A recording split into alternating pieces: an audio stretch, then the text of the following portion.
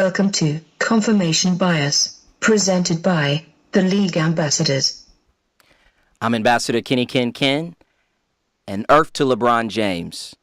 You can get all the triple doubles you want, but if you don't put the strap on and strap up against Kevin Durant, you're going to go home without a ring. And that's my confirmation bias. I'm Ambassador Junior Blue, and the LA Rams and LA Chargers are trying to get every fan they possibly can. And that's my confirmation bias. I'm Ambassador Dad, and I blame Michael Sams for blowing his chance by not taking his career as serious as he took his cause. If he had, the NFL would be out in front of the LGBT events, and football would be better for it if he was an actually good football player. And that's my confirmation bias. Well, damn. I'm Red O, and Kevin Love had the quietest 29 points I've ever seen in my life. And I'm pretty sure, I have a sneaking suspicion that Indiana is going to be giving them a call this offseason. And that's my confirmation bias. And I'm Ambassador Chef Curry. I wonder who Paul Pierce thinks is the better rapper between Kevin Durant and LeBron. All I know is we need those tapes. And that's my confirmation bias.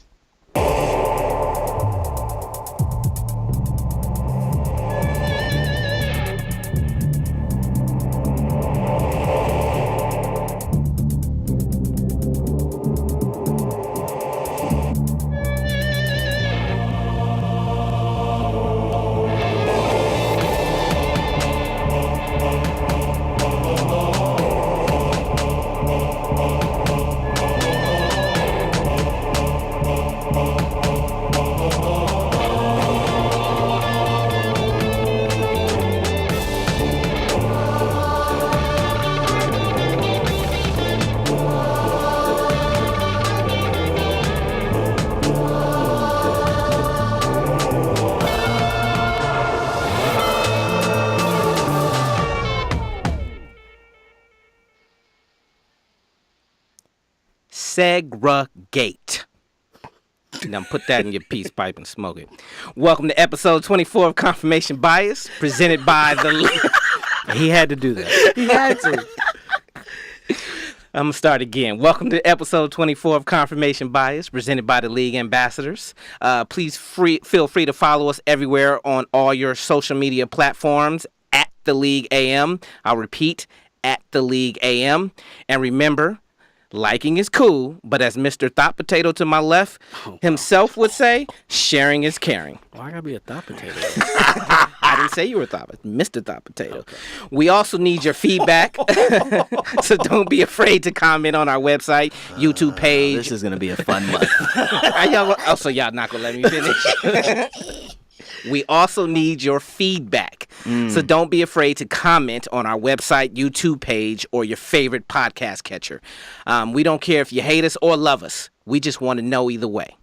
If you're watching us on Facebook Live, please submit any questions that you may have. We will do our best to answer those questions during our diplomatic immunity segment towards the end of the show. And speaking of diplomatic immunity, that's the name of our blog spot on our website, at theleagueam.com. It's a place where you, the fan, can have a voice and be heard. So if you have something to say, then say it. And with that, let's start the show with hot topics. For the first time ever, the NFL has sponsored a LGBTQ pride event. The Rams and the Chargers both reached out to sponsor the second annual Venice Pride celebration of diversity. The league has been around for a long time. The Chargers are not a new team. The Rams are not a new team. But both are fighting for new fan bases. Exactly. I know I'm cynical, but that's my problem. They're fighting for fans, and that's why they're doing it. They're not doing it just because. I think it has everything to do with the new city that they're both in. Fighting for fans. Yeah. The Rams were trying to do that before the Chargers showed up. No, I mean, as I kind of alluded to in my confirmation bias, they did step out and, they drafted, although super late, Michael Sams. So they had an opportunity then, but they kind of, like I said, I think he kind of put the kibosh on that See, by not I performing. don't agree with you because I watched his games, his preseason games, and I feel like he outplayed people they kept at his position. Like if you watch the games, he was a baller. I agree with that because he had a couple sacks during the preseason. Yeah, they kept people who didn't have sacks. Yeah, so all I know is like O said, and like my confirmation bias, fighting for every fan they possibly can get. It's a smart move. I mean, if Why you're not? coming out here to L.A., you know, they call us Fairy Town anyway. So, if you go to a Rams game at the Coliseum, half the crowd is in the opposing team's jersey. So they trying to get some more Ram jersey in there. absolutely. Kev, you Yeah, guys, I think it's like you said. It's just another ploy by the NFL to go out and attack those areas of the population that they've either shunned for so long or that people feel as though have been ignored. Just like with the domestic abuse, and when that was a big issue for the league, they went out and had this ad with the players caring about women, and Right. it's just another ploy for them to be politically correct. Is it the league? And I think that's what's interesting about this story. Is it though a league thing, or is this just team specific? The Rams and the Chargers doing good business. It's a society thing, I think. I think we're at a point in 2017 where the times have changed. People are moving forward, trying to be more progressive. I think it's smart that the LA teams would jump out in front of it. I'm surprised that the Bay Area teams wouldn't have done something like that. But I mean, even just because they in the Bay Area don't mean the owners are from the Bay Area. right. But your segregated city that you were referring to last week, they even have taken steps. I mean, they even did the name is wild, but it's called the Gay Bowl. I'm not making this up. It's the first flag. annual flag football like Super Bowl that they hosted. wow. Sponsored. I don't know if I'm ever going to play flag football again. Thanksgiving. We already talked to Frank. Shout out to Top Gun, Torrance. All right, moving on. This week, Thad Matta, the illustrious coach at Ohio State, got his walking papers. Funny. That's funny. That's funny. First, who do y'all think are the leading candidates to replace him? I see. Well, Tom Crean's available. Yeah, exactly. Right. He knows the conference. He knows the area, the region. He's been successful at 2 different places, And he's available. and he's also available. Yeah. I think they've got a couple of coaches there in the state of Ohio that they should look at. Chris Mack, and then Mick Cronin, the coaches right now, respectively, at Xavier and Cincinnati. I think, this feels like that sort of situation. It was an odd time to fire Thad, though. It really was. He's been losing the recruiting Well, battle. first of all, that's the next question is why did they really fire him? Wisconsin is on the up and up. Michigan's on the up and up. Michigan State's always on the up and up. The thing I heard was other teams are using his health against him in recruiting. Exactly. He hasn't had a 5-star player in recruitment since the Lakers point guard. And college recruiting is a dirty, dirty game. So that's completely believable. Yeah. What about Greg Marshall? I think, he's Wichita his State. name is always his name's His name's always going to be there, but I mean, honestly, right now that's a step down for him.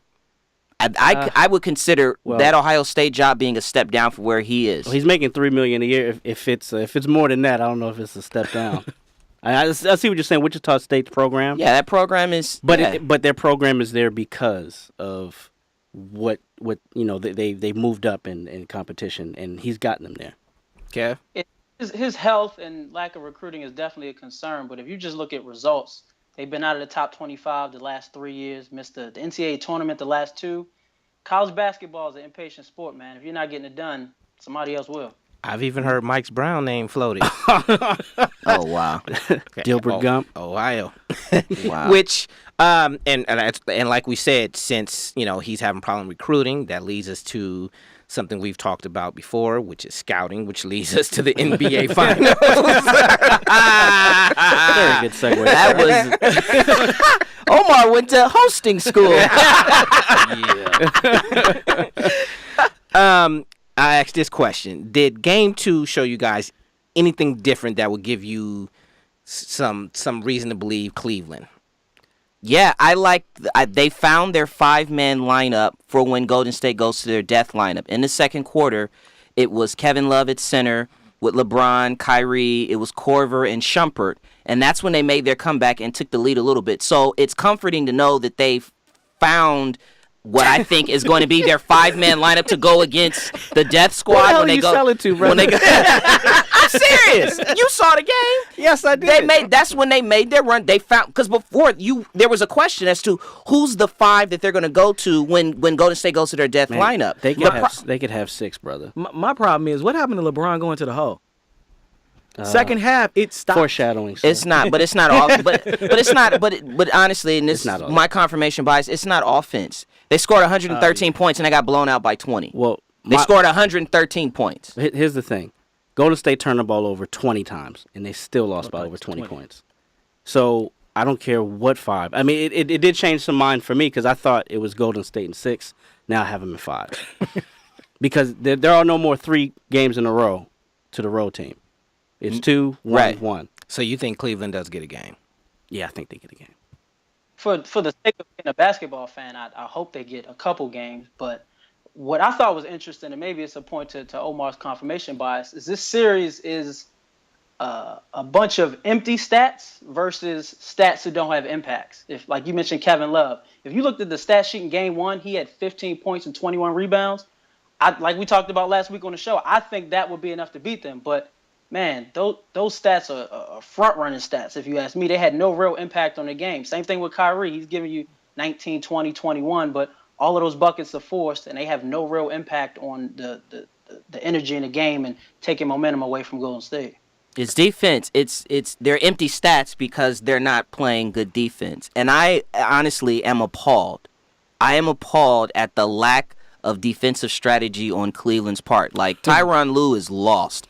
You cannot switch against this Golden State squad. You've got to man up.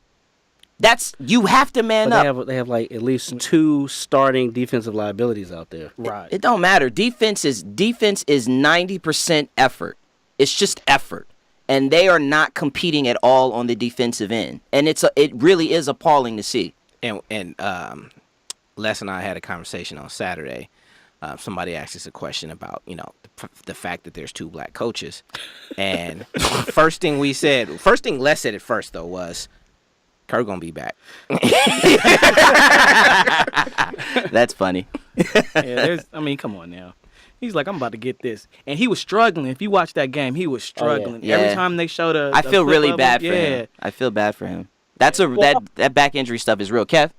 Well, offensively, you mentioned defense was a problem, but let's not ignore the fact that LeBron only gets his buckets in transition when he goes to the hole. When they have to resort to a half-court offense and actually execute, he either settles for jumpers or he kicks it out to Kyrie for a forced jumper. For the life of me, for the long, illustrious career LeBron has had, I cannot understand why he won't post up, why they won't at least go to Kevin Love on a consistent basis in the post. Well, and that's why I like the 5-man lineup that they went to in that second quarter, because oftentimes they caught Kevin Durant on a switch and it was him going against Love, and Love, he couldn't do anything with Love. And they stopped doing it. Then they went away. Again, Ty Lue, they went away from that. So some of it has to be the players on the floor, though. Well, coach. I blame them for their defensive intensity, huh? The coach went away from it. LeBron. Yes. I was not talking about Lou. And Draymond's been a non-factor, and they've been 20-plus point blowouts. They won by 20 points with 4 turnovers. They won by 20 points with 20 turnovers. Well, they didn't miss 20 layups this game. No, they didn't. So we're 40.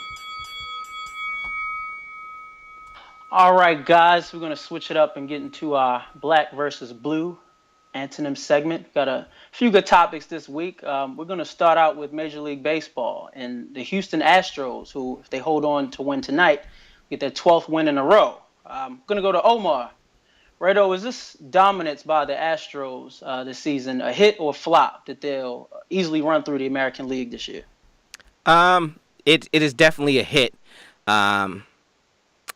Jeff Luhnow, if I'm pronouncing that correctly, became the GM in 2011. He has basically rebuilt this team from scratch. There is only one current player on the roster now, and that's Jose Altuve, if I'm pronouncing that correctly. You are. Get his name right. Right. Yeah, because he's the man. Right. He's the only person from 2011 that is still on this team. He made Jeff Lunau made. It's called the right choice. He made a lot of small moves that panned out. He's made some big moves that he had less success with, but he's also had some success. The funny thing is, just imagine if in 2013 he drafted Chris Bryant #1 and he didn't. What this team would look like if Chris Bryant was on that team. Who did he draft? Some pitcher who's in Philadelphia now, who's horrible. He's in their system. Right. I just have to say, since 2000, there's only been 6 teams that have had the best record in the AL and made it to the World Series. So, like we always say, baseball's a long season. So you don't know what's going to happen. And I was listening to something today, and they were talking about, hey, this is not the NBA Finals or the NBA playoffs. Major League Baseball is like March Madness. Whoever gets hot at the right time, that's who's making it. Yeah. The thing I will say, and why I also say it's a hit, is their 7, 8, and 9 hitters are batting .285 and slugging .502. That's the bottom of the order. That is hitting better than the league average for 3, 4, and 5 hitters. So that's a hit. If you got that sort of production at the bottom of the lineup with guys like Altuve and George Springer hitting in the prime spots, it's a real deal. I mean, if for some years they had people like me out there hitting. I hope it's a flop, because I have a team in the American League. But again, Les, it's a long season, and just because you have the best record in the regular season, and they are on pace to break the all-time record, but just ask the 2001 Mariners, ask the '69 Orioles. They didn't win. Yeah, you mentioned the AL East. The Astros have, a 10-game lead over the next best team in the conference, and that's the Yankees with 32. Switching it up to NHL Final, singular, Devin. The Predators tied the series at 2 last night.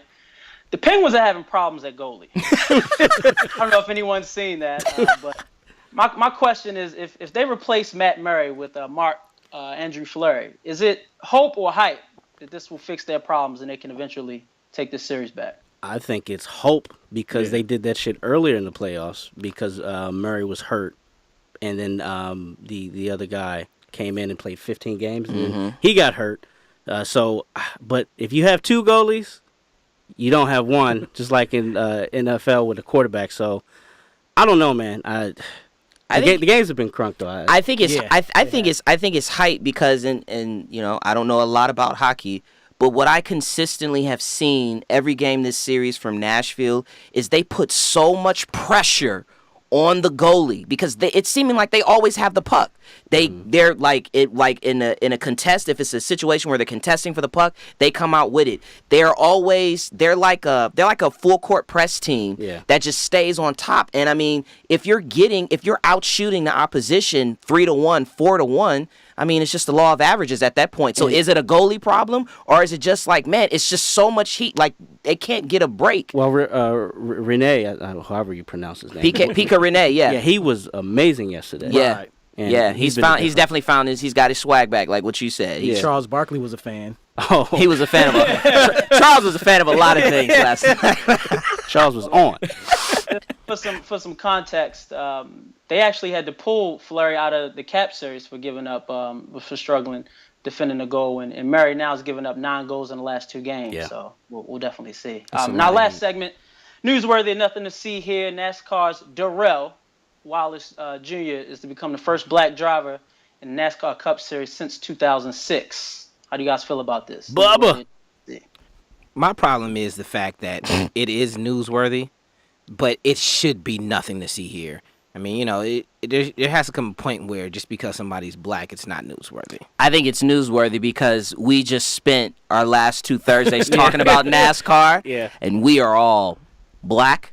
So I think it's newsworthy because I think we kind of made that happen for him. Oh, okay. The league ambassadors did that. The league ambassadors did that. You're welcome. I do have I didn't get a chance to research this, but it's something that we're going to have to definitely look into. But they actually have something called the K&N Pro Series Drive for Diversity. That's what I was going to bring up. They actually have something for diversity to try and, bring other ethnicities or other minorities, women, everything. So you saying they have that and somebody still was shitting on the fact that a Japanese person won a race? Right. Well, that's for NASCAR. Indy's different, but same difference. Same team. Same team. The other thing that's interesting about that, though, Kev, is that he is starting and he's driving in the number 43 car. Richard Petty. That's huge. Yeah. That is significant in the world of NASCAR. And much love, much well wishes to him, particularly because he has the same birthday as me. So that's my guy. October 8th. Mobile, Alabama. All right. On to Is You With It or Nah. Today's debate is between the brothers, like normal. Kev and Dad. And it's going to be judged by Red O. Now, with the finals being 2-0 and it looking not looking good for the Cavs and LeBron, my question is, if LeBron can bring his team back from another comeback victory in the finals, can he be considered the GOAT? And that's the question. So a Billy GOAT? Greatest of all time. Greatest of all time. Ready? Who's picking? I'll call it there. Tails. It is Tails. So what is it? I will take nah. All right, so who goes first, Kev? You know what? I'm gonna argue for the king. I'll go first. Mm-hmm. I think I can convince the people. Do that. Well, you don't need to convince the people. You need to convince me. Well, let me know. Let me know when the clock's. Let's go. Okay, let's go. For LeBron's career, I think he's changed the way that we should perceive greatness. I don't think it should be about perfection or the number of championships that one has won, but because if that's the case, then Bill Russell wins this debate every time. I think the perception of greatness should more so be about how one overcomes obstacles in an attempt to become great in their pursuit of dominance. So there hasn't been one NBA great who's had to overcome what LeBron has had to in order to win championships. His tough upbringing forced him to forego the luxury of a college career, to go straight to the NBA as an 18-year-old raw talent. He's never in his career had the high level of coaching or management that Michael Jordan or Kobe Bryant has had. Paul Silas, Brendan Malone, Mike Brown, Eric Spoelstra, David Blatt, Omar's Tyrone Lue were LeBron's coaches. He has never had the Hall of Fame supporting cast that Magic or Larry Bird has had, and those two have both played with at least 3+ Hall of Famers when they won their championships. LeBron has had Mo Williams, Boobie Gibson, Zydrunas Ilgauskas, Eric Snow, Mario Chalmers, Udonis Haslem. Those guys were his supporting cast. The best teammate LeBron has ever had is a 33, 34-year-old Dwayne Wade who only had one knee. No NBA player in history has taken a worse roster or a worse coach to the promised land the way that LeBron James has had. When he went to Miami and finally got a supporting cast, like those other champions, he went to 4 finals and won 2 of them. He came back to Cleveland, Bruce Wayne style, took the worst team in the league straight to the finals. Although they did lose, they came up short because their second best player was injured. And in that finals, he actually should have won finals MVP despite the loss. So he came back to play that same team, the 73-9 win team that came back on the 3-1 loss. They've added Kevin Durant. And now if he, for some reason, can come up big against this team, I think we have to open up the floodgates to bring LeBron James into the conversation of great players because no one has overcome those odds. Y'all ready for this? Mm-hmm. All right. I would first off like to start off with this is a moot point because there will be no fucking comeback this year. Then I like to list off a few names for you. Kobe Bryant, Kareem Abdul-Jabbar, Magic Johnson, Michael Jordan. And I won't even mention Larry Bird, but I guess I just did. When did he surpass these guys? Now, he's an all-time great, but he's greatly benefited from the watered-down league that he's played in. Not his fault, but that's a part of it. This season, there were only 3 legitimate teams that could actually compete for a championship. He has no resistance to get to the finals whatsoever at all. He's going to get there every year. The competition is weak. The style of play is something that has greatly benefited him as well. Just imagine if they officiated Shaq the same way they officiated LeBron and vice versa. You can't hand check anymore. Any hard or playoff foul is now a flagrant. Not to mention he's one of the most egregious floppers in the history of the NBA. If you want to bring up his stat stuffing and his triple-doubles, he has some of the most empty stats of all time. He had 29, 14, and 11 the other day, and he only had 11, 4, and 7 in the second half when it mattered, when it was close. He basically disappeared. He destroys big men's career. They can't post up. He turns them into 7-foot spot-up shooters.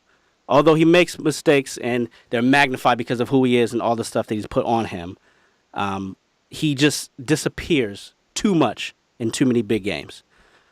If it weren't for Ray Allen or Kyrie, he wouldn't have 2 of those 3 ships. Now, no one wins it on their own, but they basically bailed him out. If he does win this final, that'll put him at 4-4. But he won't, so he'll be 3-5. That's under 500. Now, again, he's an all-time great, but the shrinkage in his game that occurs in the big moments in this late stage of his career is the reason why he's not the GOAT. Red out. What you guys say? Hey, Omar. Kev. I wanted to stop it at one point. How you gonna say this fool, Matt, you compare other players, how they play with Hall of Fame rosters, and then say he didn't win till he went to Miami. When he played with Hall of Famer Dwayne Wade, and then with Chris Bosh, who was a 2010 player, and a great coach in Spoelstra, which we didn't know back then. And another Hall of Famer, Ray Allen. Allen, yeah, like you can't use that art. He didn't win until he went there. So Was that Hall of Fame Ray Allen though? He was Hall of Fame enough to get him right on one shot. In Game 6. One shot. And then plus, again, I agree with Devin. This is moot. Hey, so question: What will it take for him to surpass Michael? I don't think it can ever, honestly. I think it's the eyeball test. I know Kenyon's hemming and hawing because his stats will bear out, but if you look at basketball and how the game is played and how he plays, one person shrinks, the other person steps up and gets it done. I'm not hemming and hawing because of the stats, even though the stats is a compelling thing. It's really a fascinating conversation because I do feel like there is a generational sort of thing here. I fundamentally believe that he could never be the GOAT because Michael didn't go and team up with Isaiah Thomas. Michael didn't go and team up with Larry Bird. And regardless to what you think about, Dwayne Wade's game, Chris Bosh game, Ray Allen's game, or Kyrie Irving's game, or Kevin Love's game, like, he did that. He changed the NBA in that regard. Kevin Durant is on the Golden State Warriors because of his decision. And I think for that reason, you can't pass Michael Jordan, who he stayed where he stayed. You know what I mean? And did that. Kev?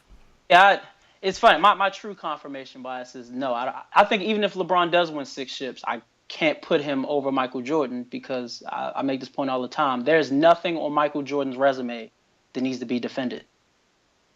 Yeah, Point blank. I mean, It's a great point. But there are truthfully the great players. You shouldn't have to defend them. I just think that's part of the generation we're in with social media and That's everybody a part of it, wanting immediate gratification. Because I've always had this argument: people associate great with greatest, and you can't talk about somebody being the greatest until they're basically to their career's over with because you don't know what's going to happen. Right. Well, I think he is great. I don't want to, I know I have a lot of criticism of him, but he's LeBron James, and that's it.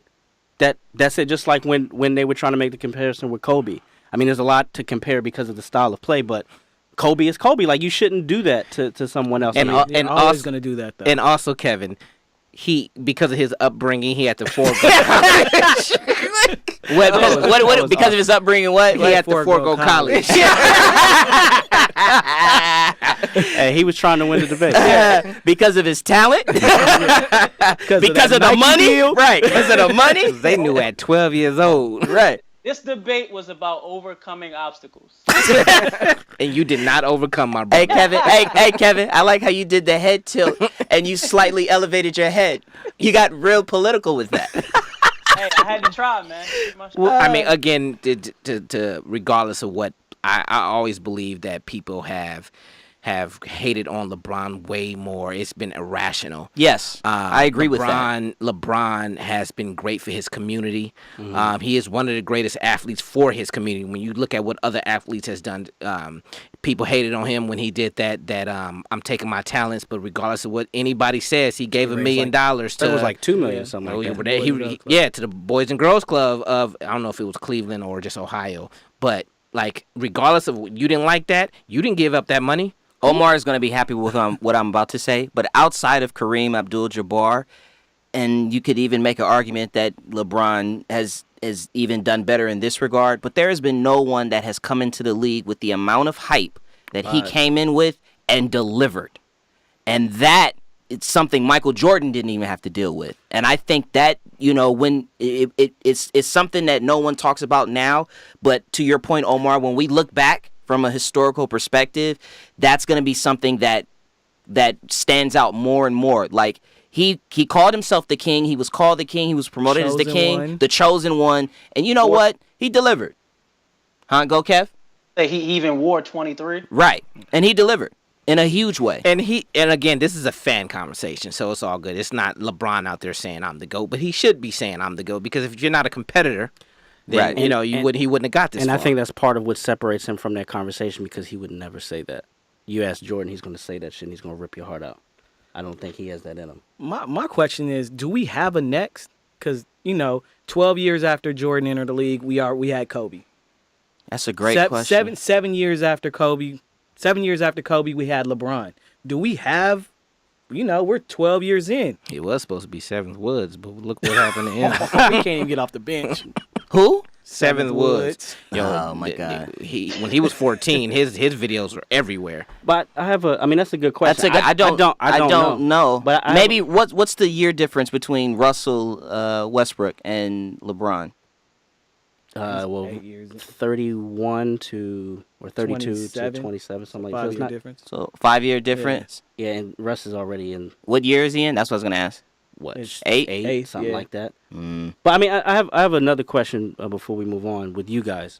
Did it offend you guys that he got that moniker while Kobe was in the league, winning ships, doing his thing, murdering people? Nah, because I knew what it was. Yeah, it didn't because we were still winning. I have never been a Kobe fan, but I respected the hell out of Kobe's game. You can't take nothing away from that dude. And I was like, what? Kobe's out here.